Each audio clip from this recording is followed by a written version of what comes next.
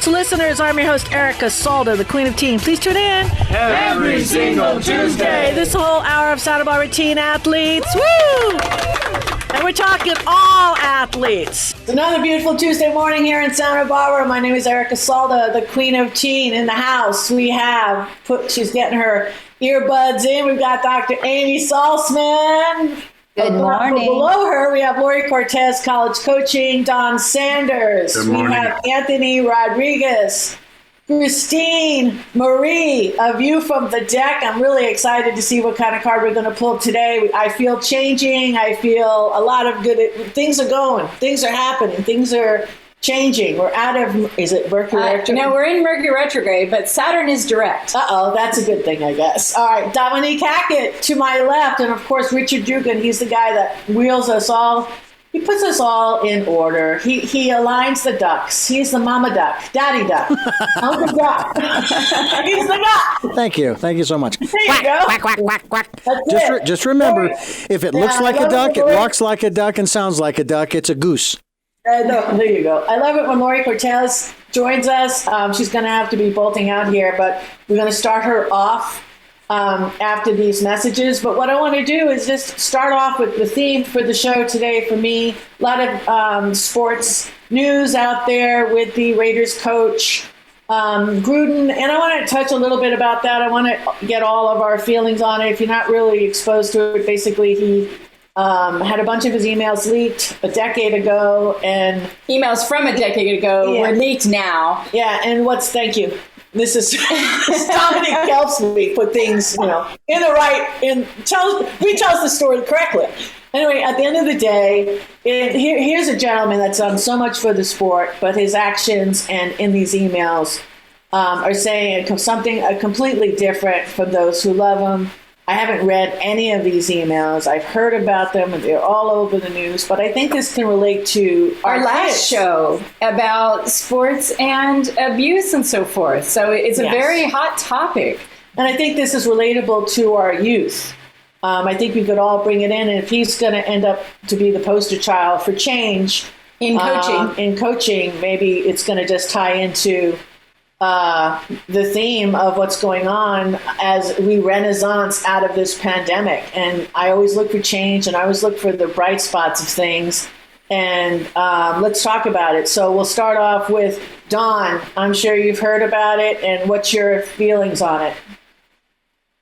Yeah, I did hear the story, and I think if you look at that level anyway in pro sports, the NFL culture is a very kind of entrenched old boys club kind of thing, and I don't think I'm saying anything that anybody doesn't really know. But in the NBA, take it by contrast, the basketball, it's more of a player-driven league these days, and they have a platform to be able to speak their minds and be able to air things, and use that platform because, as one of them just said the other day in an interview, one of the players, they have a platform that world leaders don't have sometimes, and able to in terms of being able to reach people and touch their lives. So. It kind of kicks me back to when I was like 8 years old and going to summer camps, and people are telling ethnic-based jokes and things like that. And you think it's funny. And when you're young like that, it doesn't really touch you at all about what the import of those things is, what those things mean to somebody somewhere. It sort of desensitized us when we were kids. Yeah. And so you're getting socialized into some desensitization. So I think it's great that the society as a whole becomes more sensitized and more respectful about these kind of issues, because it's not just, we need to be more respectful to all kind of living beings, just to the way we treat the planet in general. And it's all been lacking. So I hate to see, the guy is very good at what he does, and he's been very successful at what he does. But, you can't go on condoning that kind of thing. Or I believe I heard Dr. Amy talking a little bit ago. I mean, if you laugh along and don't speak up when something needs to be said, then you're complicit. Mm-hmm. Absolutely. Let's go to Dr. Amy. Dr. Amy, we weren't on the show, but you really hit it out of the park. So I hope you don't mind repeating what you were thinking about. Yeah, I think what I was saying is that we can understand that maybe certain people's upbringing and how they were sensitized and even how they were treated either by their parents or their coach influences their behavior. And we can have compassion for that. And at the same time, we individually and as a society have a responsibility to speak up when something unkind is said or inappropriate is said or done, and to hold people accountable and hopefully help them heal the wounds that have them behave and speak that way in the first place. So it can be done compassionately, but if we're not speaking up and we're not promoting healing, then as Dawn said, we are being complicit. So we need compassion and accountability. Otherwise, we're out of balance. If I may, I'll just add this one little thing. I find it a great deal of hypocrisy when people who have these positions, these high-profile positions, are criticized. Now, again, I'm kind of with you, Dr. Amy, as far as the appropriateness of what one says. You have a responsibility. It's like, yes, you have a First Amendment right to freedom of speech, but that also comes along with responsibility. But that aside, it bothers me because these people, they have the same First Amendment rights. It doesn't matter whether there's a sports figure, a musician, or whatever their life's career choice is. They're Americans. They're human beings. They have a right to speak out and so forth. And I detest the criticism that they receive, not specifically for what they might have said in something that was offensive, but for just speaking out on a particular issue. Shut up and go play ball. You know, you guys make millions and millions of dollars. Just go away. That kind of stuff. It's just not right. Everybody has the right. I think there's a difference though between criticizing someone or pointing out their misogyny, homophobia, cruelty. Sure. And telling someone like Kaepernick to just play ball when he's actually pointing out racism and inequity. Those are two completely different topics. I have a question for everyone. In regards to when I work with people in an everyday situation, if I find something old from the past that doesn't align with how that person seems to be right now, what I do in my personal relations is I ask, hey, I see this from you from the past. Is that still how you believe and how you think? And I give the person an opportunity to express how they are now. And so in my relationships, I'm attempting to be authentic today and allow people to reinvent themselves and represent themselves based upon new knowledge that they know today. Yes. Because I certainly don't want to be criticized for the things that I did in the past. There are many choices I made in the past that with the knowledge today, I do not make and I do not condone. Couldn't agree with you more. That's really good. You are who you are today because of all of the choices and things that you did in the past. But that doesn't mean you are the person of that past. And I think that's you were spot on, Dominic. Spot on. Yeah, what I wanted to say, and it was on that same theme, is that we learn so much by the mistakes that we make and the things that we do and how we're called into order, even by our own selves in our past. I actually have been thinking of some things I said as a child. I'm like, why are these things coming to me? I would never say that now, but for some reason they come. And I think it's so important to realize that it's really about accountability and authenticity and saying, yes, I did say that. And yes, I was a different person then, and I have transformed into this place. Now I know that's wrong. When have you heard that from me in the present time, or in the last 6 months or 6 years? 10 years ago? Yes. But we're, but I think it's taking full responsibility and accountability for that as well. Really saying yes, and really saying there might be a problem here that I'm going to look at, Yeah. So you're basically saying, don't be ashamed of your past, acknowledge it, and ask to be honored for who you are today. Yeah. Lori, do you have anything you want to add? Well, I think that sometimes that, we should all be held to a higher standard, especially given, what we have learned the last, every year we learn more, and we learn more about how to be more inclusive, and we learn how to be more better people. And I think that, yes, people make mistakes in the past, but this particular situation was, a very high profile situation that affected many lives on a high profile level. So I think that people, in education, we always talk about teachable moments.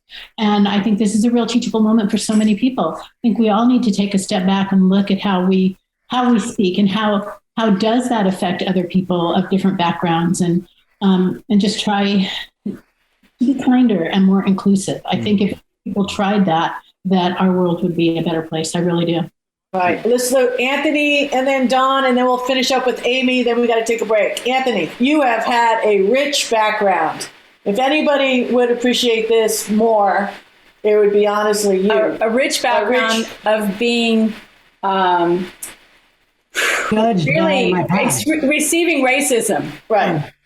In so many different levels. Right. Justice, healthcare, on the job, so many different ways. You have been the brunt. Yeah. I've had a lot of issues, and it's been very unfortunate. It's been very difficult sometimes to even get past it, or people get past my past. What I did in the past, it was wrong, and I made mistakes. But that doesn't mean I couldn't change, and I have changed. I've changed dramatically. But sometimes when people find out my past, they start to judge me. They continue to judge me from that, and it really hurts because I've done so much, I feel, to change, and no matter what, people turn their back on me. I mean, when I won Local Hero, the person I respected so much, read the story, and I went to go work, and they told me never to speak to them again because they didn't want to associate themselves with somebody like me. And I didn't understand what was going on, and it's because he read the story. And I thought it was something good, but he took it as something bad and never spoke to me again. And that was in 2013 here in Santa Barbara. And, and to this day, it hurts because I really looked up to this person. I trusted this person. This person knows my family, my wife, just everybody. And I never expected that. And it really hurt a lot. And it still hurts, like I said. But being Puerto Rican, people call you up for a reason for living. There's just so many names and stuff. And, words hurt more than actual physical assaults. I'd rather get hit than have people put me down. And that's happened a lot. I love you. We love you. We're going to get back to you after Lori Cortez. Don, and then we got Amy, and then we got to go. Earlier I was speaking to, I think the higher your position, it behooves you to be even more conscious of not propagating negative stereotypes. But what the other layer that's been introduced here, I also don't believe in cancel culture, because I think the mark of a maturing society that's actually evolving is that, yes, what someone just said is an example that you could own up. Yes, in the past I did that, and I'm not proud of that, and I don't believe I'm the same person today. And going forward, I'm doing everything I can to make sure that this kind of thing doesn't happen. And that's a beautiful lead into what I was going to say, because to me, one of the big distinguishers, right, is someone who, as promptly as possible, acknowledges their wrongs, expresses remorse. And as Anthony just said, and it's kind of the Maya Angelou piece, when you know better, you do better. But where I'm maybe likely to cancel someone is if they're not willing to go through that process and take responsibility, then that's a place where I think canceling is appropriate. If someone's going to express remorse and make amends. We all make mistakes, and we all get to recreate ourselves. If someone chooses not to do that process, that's a whole nother conversation. Definitely. Fantastic. Thank you, everybody. I love that. That was awesome. All right, we've got some new commercials in the hopper, and we've got Lori Cortez right after these messages. Get it on. Bang the gong. Get it on. Get it on. Bang the gong. Get it on.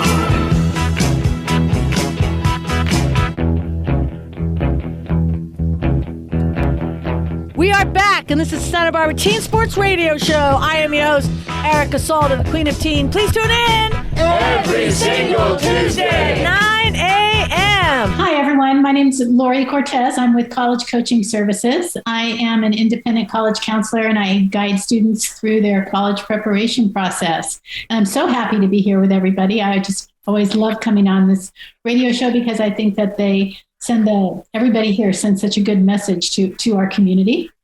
So I would just like to give a few college application tips since we are in the throes of college application season. And many seniors know that the first round of college application deadlines, early action or early decision, is coming up in several weeks. It's actually November 1st. So seniors, if you are planning on applying to any college's early action, you, I'm sure, are busy perfecting your essays and completing your applications and double checking and making sure that everything is grammatically correct and structurally correct.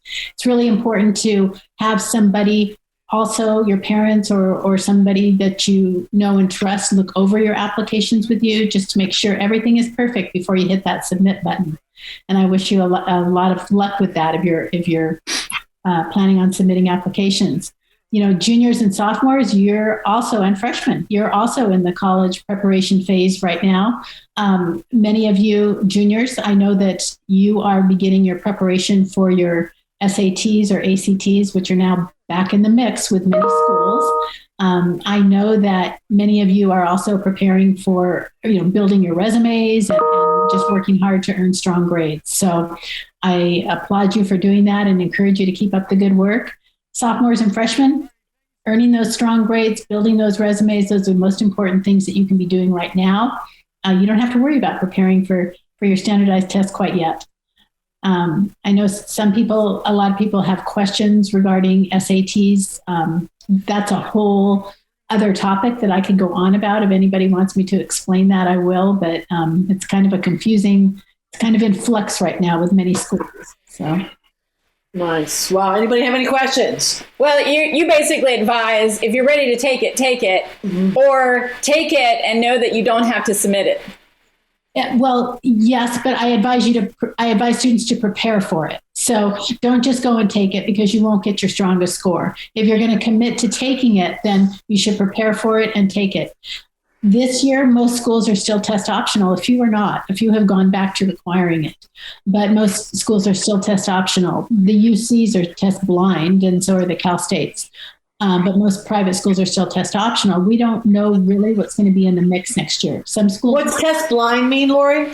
Means admissions officers do not look at test scores. So even if students submit them, they're not allowed to use them in evaluating the application. That's a good question. Yeah. Do you think that because of the rise of international exchange students in this country, that was another reason why they were doing it, because they weren't testing as high? No, I don't. I don't think I think it was an inequity type of thing with a socioeconomic inequity with students. Many students had the option to hire tutors or test preparation services to prepare, really, which is very beneficial in helping students prepare. Many students didn't have that opportunity or that ability. So I don't want you to put you on the line here, but I'm going to ask a question because I'm curious. But because I remember back in the statistics, the percentages of international and foreign students were, say, below 10%. Now they've tripled, and I know it's money. They pay more money.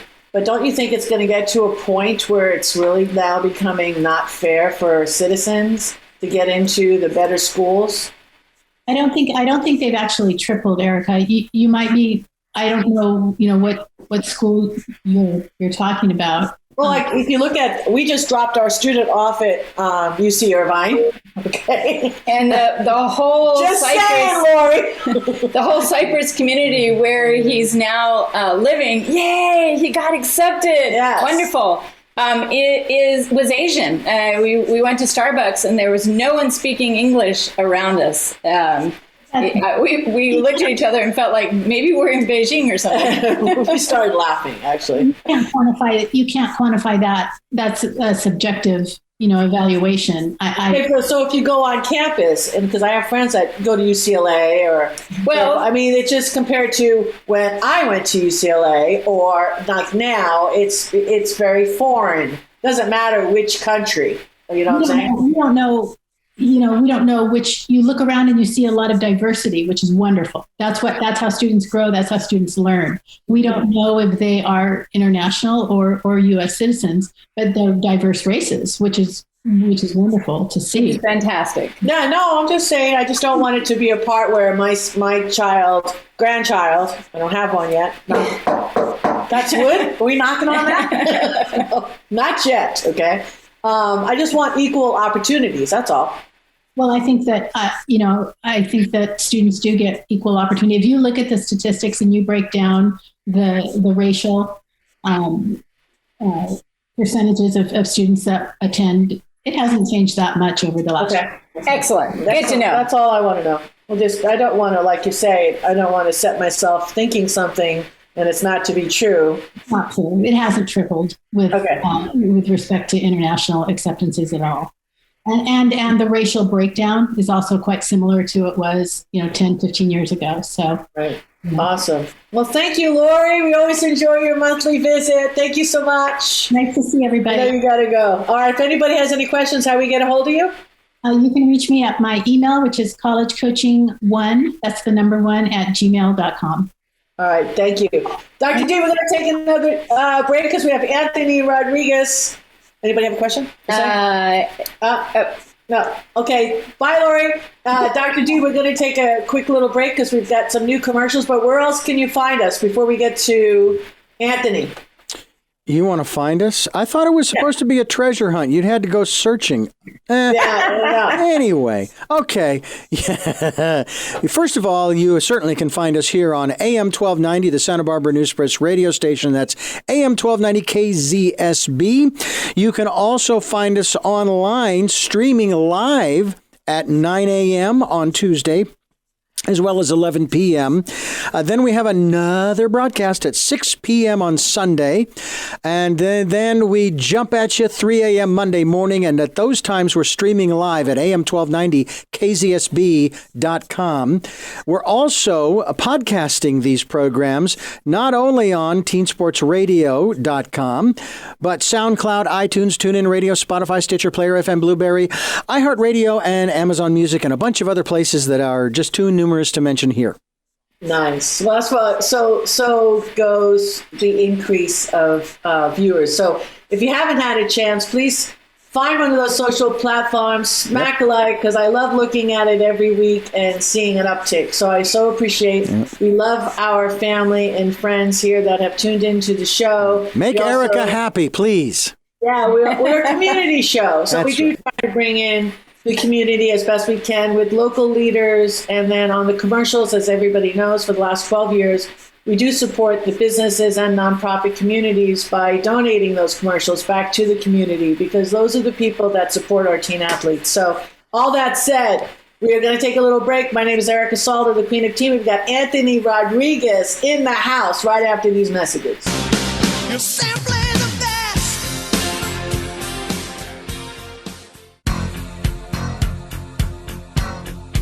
We are back, and this is Santa Barbara Teen Sports Radio Show. I am your host, Erica Salter, the Queen of Teen. Please tune in Every single Tuesday. 9 a.m. Hey everybody, this is Anthony Rodriguez from the Food Bank. I'm the Operations and Disaster Services Specialist. I just want to give you an update on the fire as of October 14th, 2021.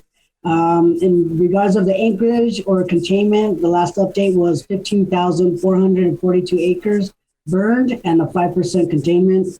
The incident is now federally managed by a Type 1 incident management team. They assumed command yesterday evening and are still working through the transition. Highway 101, it still remains closed and there's no estimated time in reopening. CHP and Caltrans are meeting today to discuss the updates on the highway. There is a new evacuations were issued last night, October 13th, 2021. An evacuation order for the West Arroyo to intersection to Highway 101 and Highway 1, including Vista Del Mar School and Gaviota Beach. An evacuation warning for the Hollister area, Hollister Ranch area. And all the other updates still continue the same. Wow, that's really rough for the residents of the Hollister area. Our prayers go with them. Well, see, and this is the thing about being prepared. You know, we've got the shakeout coming up, which is, you know, the largest earthquake drill in the county, in the state. And it's not like when you prepare, you're not just preparing for one disaster, you got to prepare for all of them. You know, when you have your go kits, I mean, that's the whole purpose. It's for any type of disaster. And this is a perfect example. We just had an earthquake here in the Channel Islands yesterday, yesterday. And it's just, you really need to think about it. It's not if, but when, you know, like Mike Williams' show says.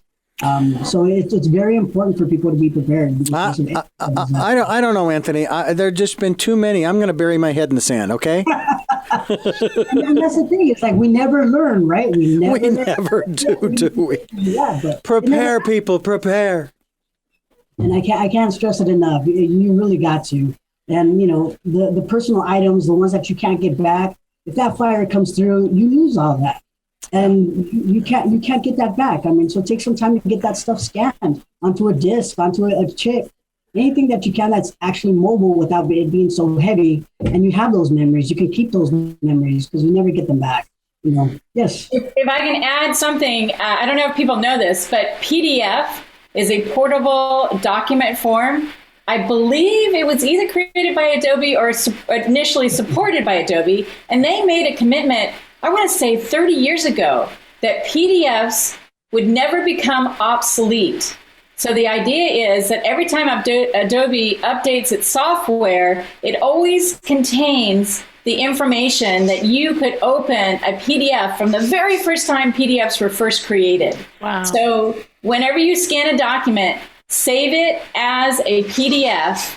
And there has been a commitment from the technology community, Adobe in particular, that document will never be obsolete. Nice. Good tip there. Nice. Yeah, that's a great tip. I mean, it's really important. Yeah, very nice. So do you want to give us a couple of things that we should, if you haven't gotten started with your shakeout, you want to go there, or what do you want to do? Well, I mean, you know, I hope that everybody registers for the shakeout. They can go on to foodbanksbc.org to go ahead and register to participate with us. We have many organizations participating. I mean, we've got Communify, we've got Girls Inc., we've got Salvation Army, we've got Domestic Violence Solutions. We've got so many that I'm very grateful that are participating in the event with us on the 21st. So, you know, it's going to be exciting. I can't wait, and I hope everybody else participates. I have a quick question. How do you pick your safe place where you meet? How do you pick that? You got to make sure that it's an open area where nothing can fall on you, because you want to make sure that if it's an earthquake, you don't want anything to fall on you. And you got to make sure that everybody can reach that location, you know, and if, you know, you never know, like here at the food bank, ours is going to be across the driveway into the baseball field. It's an open area. We're not in the way of any emergency vehicles, which is really important. You don't want to be in the way, and it's a safe place to be. So that's kind of what your area needs to be: nice and clear, accessible, and also out of the way. Now you can land a helicopter there, and and you can land a helicopter there. Yeah, absolutely. But you also got to make sure you look around your area. If you're sitting down and you're always in your office, what can fall on you? I mean, let me tell you, if you go on to see some of the videos, any earthquake can go ahead and open up any of those cabinet doors, tip over, heavy. I mean, it's happened many times. You just have to be aware of your surroundings at all times, whether you're out and about or in your car or, you know, at your home. Be aware of your surroundings, because it's really important. It's especially if you're driving. What's the last exit you just passed? Think about it. What's the exit that's coming up? Because if you get stuck, you can go ahead and say, yeah, I'm right before this exit, or I just passed this exit. And that's something that I'm trying to drill in my head because it's happened.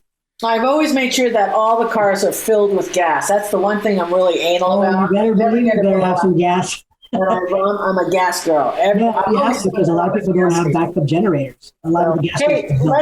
Hey, we've got Dr. Amy next, but let's pull a card. I'm feeling a card. Pull a card, any card. A card fell out of the deck just a moment ago onto the floor, demanding that it be spoken to. Ouch. And I can't. And it is. I'm trying to get it so that I'm not. It is the Ace of Wands. And the aces are always new beginnings, and wands are spiritual new beginnings. And so there's a new journey here that's coming up, and there's a new. I think one of the things that I think is really fascinating that I want to talk about a little bit is the sense of, we were talking about cancel culture, and we were talking about how the new. I mean, there's a new intolerance for intolerance. There's a new sense of saying, no, this isn't happening anymore, and you're done now, unless you do. I mean, and I think if people are willing, from what Dr. Amy just said recently, to be, transparent and authentic and responsible and take responsibility for their actions, it's so important. And I think this is a new beginning for us culturally, a new spiritual and emotional and cultural beginning that people are being asked to be accountable. And yeah, you will get canceled if you're not accountable. And if you're not truly, authentically accountable, don't let your people spin it. Don't let it be this thing where the what do you call it? The image makers are going to remake your image. Actually acknowledge what you've done and take full responsibility for it and own up and do the work to do the transformation.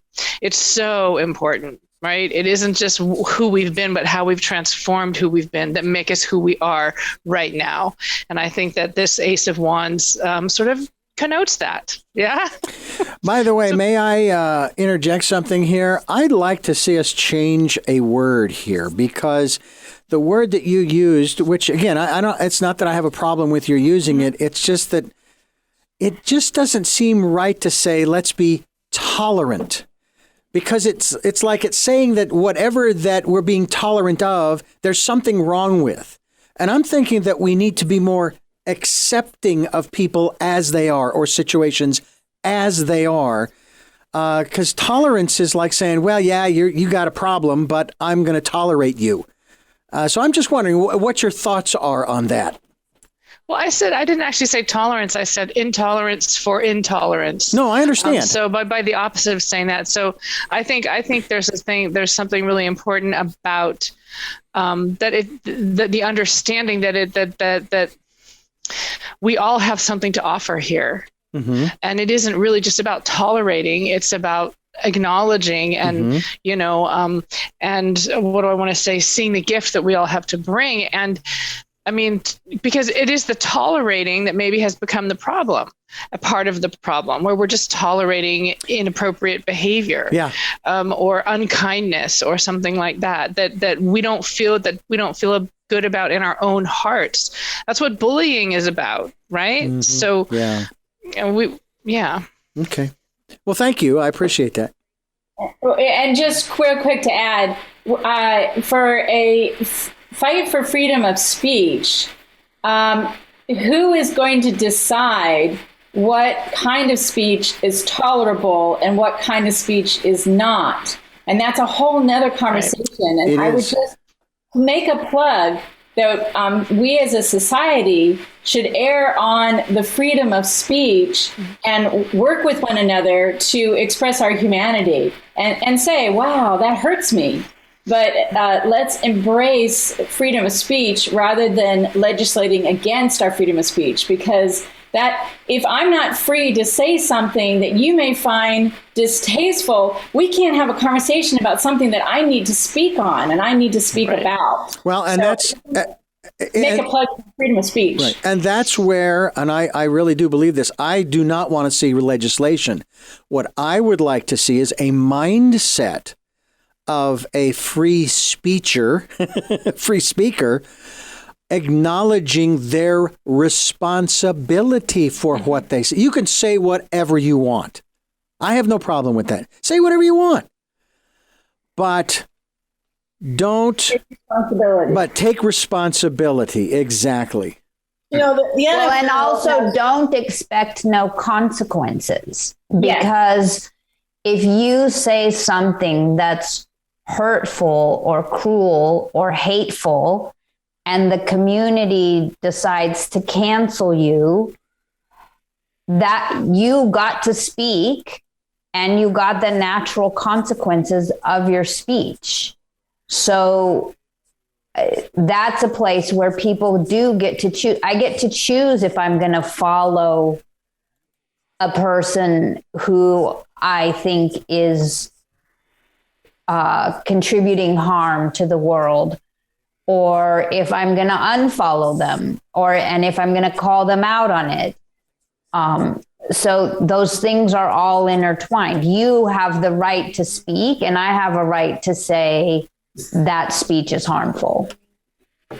Well said. Well, I just look at the situation that the ruling body of the NFL has. Hopefully, we can start workshops and start implementing things that Dr. Amy is well versed at, encouraging teams to participate. Exactly, because you got to start from the NFL and then each organization underneath them, every single team, and then within that infrastructure of every single team. But it has to start from the top. They have to mandate it. They mandate everything else what the players can and cannot do as far as their behavior and the consequences of that. And they need to do the same thing with the coaching staff, their administration, everything. They just have to have a voice. And so maybe this would be a good time. I wanted to talk about an apology practice or an amends practice. Okay, good. Let's do that. So there's 8 steps. So the first step is to take time to really understand and feel how your action or inaction caused harm. But what we want to do is, this is good. We have 7 more steps, and we're going to take a break. Okay? Awesome. You want to take a break right now, and people can reflect on how their action or inaction caused harm. I love it. I love that. This is perfect. And then you're going to bring us back in, Dr. Amy, right after these messages. Well, now together we will stand, every boy, girl, woman, and a man.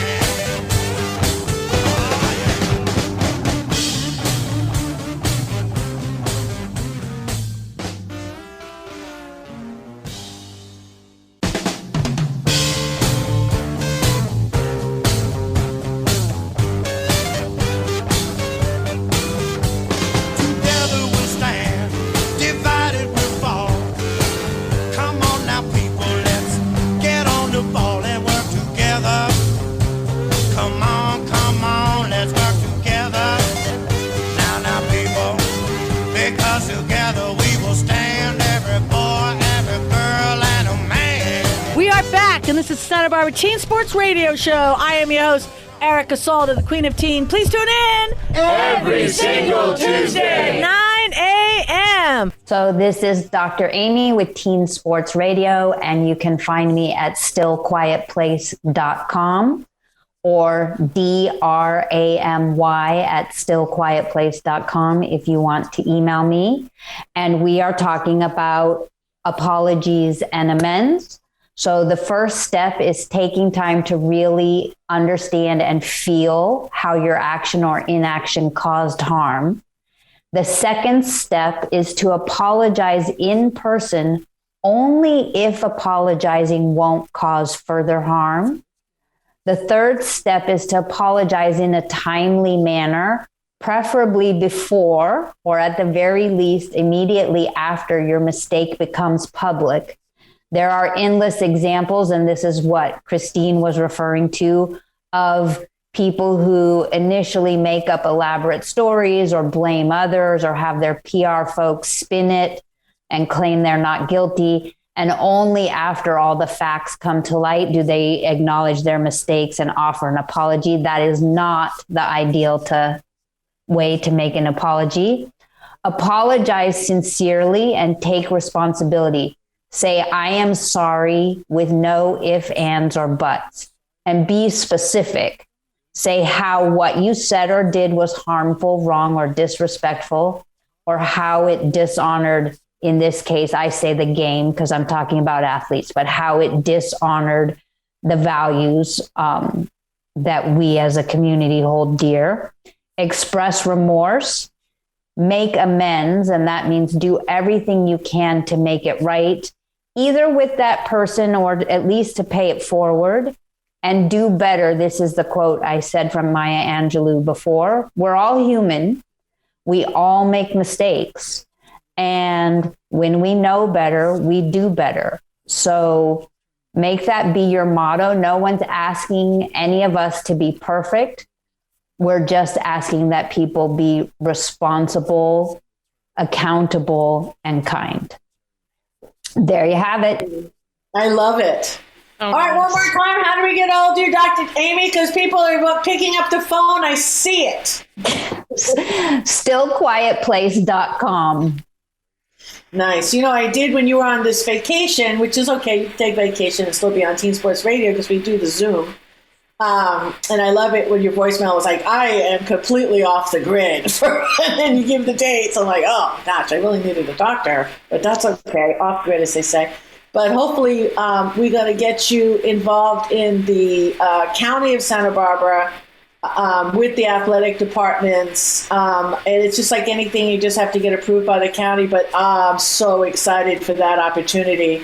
Hopefully it just manifests itself organically. But that would be so great coming out of this pandemic with something like such a surge for our kids. That would be so awesome. Erica, you are the queen of manifesting organically, which means that Erica works her magic. But no, I just know what I do. Okay, I put things in the freezer I don't like, and then I burn things at night that I like. But don't tell. But it seems to be working. Okay, all right. We've got a swishy sign. We're going to be back with a little bit more with Don Sanders after these messages.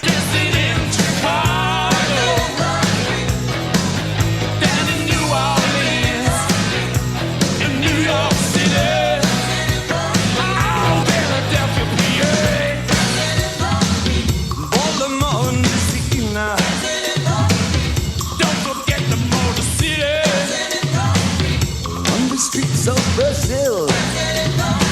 Back in the USSR. Way down in LA. Every day dancing in the street. Crossing China too. Me and you dancing in the street.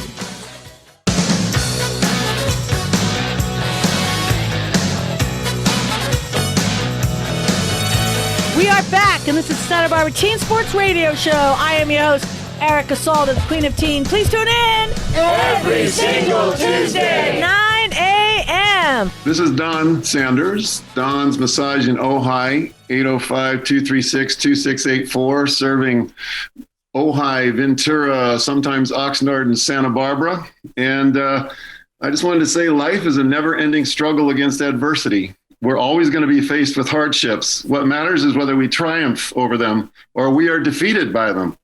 Happiness is only found in becoming a person who is never defeated by anything. And we've considered that from just about all angles here today.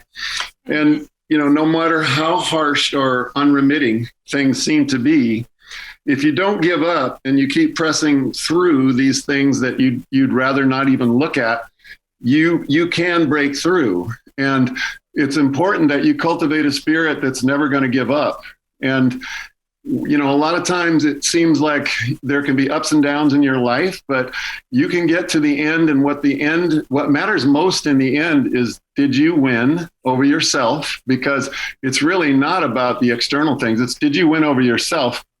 And if you can get to the end and say that, then you know, you can lead this life in a way where you can say, what I want, no one can bestow.